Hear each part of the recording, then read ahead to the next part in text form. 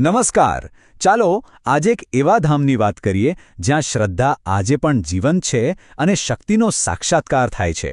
આપણે જાણીશું ગળધરા ખોડિયાર માના એ પવિત્ર સ્થાન પાછળની અદ્ભુત ગાથાને. તો ચાલો આ દિવ્ય સફર શરૂ કરીએ. આ સવાલ જ આખી કથાનો પાયો છે.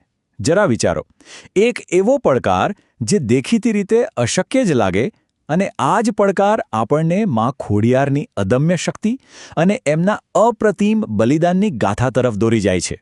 તો આપણી આ સફરમાં આપણે મહિષાસુરના ભયંકર આતંકથી શરૂઆત કરીશું અને માં ખોડિયારના શક્તિશાળી વિજય સુધી પહોંચીશું. એ પછી આપણે જોઈશું કે કેવી રીતે એમના બલિદાનમાંથી પવિત્ર ગળધરા તીર્થનો જન્મ થયો, અને છેલ્લે ત્યાંની જીવંત પરંપરાઓ અને ભવ્ય ઉત્સવોની દુનિયામાં ડોકિયું કરીશું. આપણી કથાની શરૂઆત થાય છે એક એવા દૈત્યથી જેનું નામ હતું મહિષાસુર. એના અત્યાચારથી ધરતી અને આકાશ બંને કંપી ઉઠ્યા હતા, અને એની સામે દેવો પણ લાચાર બની ગયા હતા. પણ સવાલ એ છે કે મહિષાસુર આટલો શક્તિશાળી હતો કઈ રીતે? તો એની પાછળ હતા ભગવાન શંકરના આપેલા બે અજેય વરદાન. પહેલું, એના લોહીનું એક પણ ટીપું જમીન પર પડે ને તો એમાંથી સેંકડો નવા રાક્ષસો પેદા થઈ જાય, અને બીજું, જો કોઈ ભૂલથી પણ એનું લોહી પી લે તો તરત જ પથ્થર બની જાય. મતલબ કે એવી સ્થિતિ હતી જેમાંથી બચવાનો કોઈ રસ્તો જ નહોતો. હવે જ્યારે બધી જ આશાઓ પૂરી થઈ ગઈ અને ચારે બાજુ નિરાશાનો અંધકાર છવાઈ ગયો, ત્યારે ધર્મની રક્ષા માટે માં ખોડિયારે પોતે આ પડકાર ઉપાડ્યો. સૃષ્ટિને બચાવવાનો આ એક દિવ્ય સંકલ્પ હતો. ખાંડણિયાના પહાડો પર દેવી અને દાનવ વચ્ચે એવું ભીષણ યુદ્ધ થયું કે જાણે આખું બ્રહ્માંડ કંપી ઉઠ્યું. માતાજીએ મહિષાસુરનો સંહાર તો કરી નાખ્યો, પણ ખરી કસોટી તો હવે શરૂ થવાની હતી. રાક્ષસના એ વરદાનને નિષ્ફળ બનાવવા માટે માતાજીએ એવું બલિદાન આપ્યું જેની કોઈ કલ્પના પણ ન કરી શકે. એમણે મહિષાસુરનું બધું જ ઝેરી લોહી પોતે પી લીધું, જેથી એક પણ ટીપું ધરતી પર ન પડે અને મોટો અનર્થ ટળી જાય. અને માતાજીના આ મહાન બલિદાનથી જ એક નવા પવિત્ર અધ્યાયની શરૂઆત થઈ, ગળધરા તીર્થના જન્મની. ચાલો જાણીએ કે આ પવિત્ર સ્થળ આખરે અસ્તિત્વમાં આવ્યું કઈ રીતે.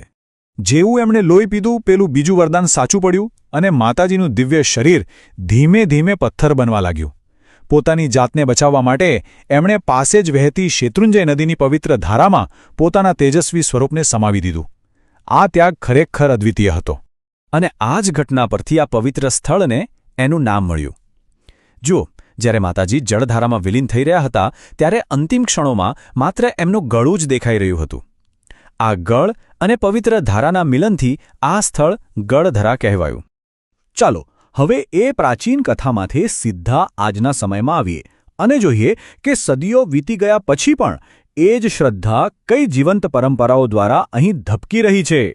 એવી માન્યતા છે કે સંવત 400માં, એટલે કે આજથી લગભગ 1700 વર્ષ પહેલાં, અષાઢી બીજના પવિત્ર દિવસે માતાજી અહીં એક રાયણના વૃક્ષ નીચે પ્રગટ થયા હતા. અને ચમત્કાર તો એ છે કે ભક્તો દ્રઢપણે માને છે કે એ જ ઐતિહાસિક વૃક્ષ આજે પણ ત્યાં ઊભું છે, જે માતાજીની દિવ્ય હાજરીનું જીવંત પ્રમાણ છે. અને આ કોઈ સાધારણ વૃક્ષ નથી. એવું માનવામાં આવે છે કે આ રાયણનું વૃક્ષ લગભગ 2000 વર્ષ જૂનું છે. જરા વિચારો તો, આ વૃક્ષ કેટલી દિવ્ય ઘટનાઓનું, કેટલી અતૂટ શ્રદ્ધાનું અને કેટલીય પેઢીઓની ભક્તિનું મૌન સાક્ષી રહ્યું હશે. અહીંની સૌથી પવિત્ર પરંપરા છે લાપસીનો પ્રસાદ, જે માતાજીને અત્યંત પ્રિય છે.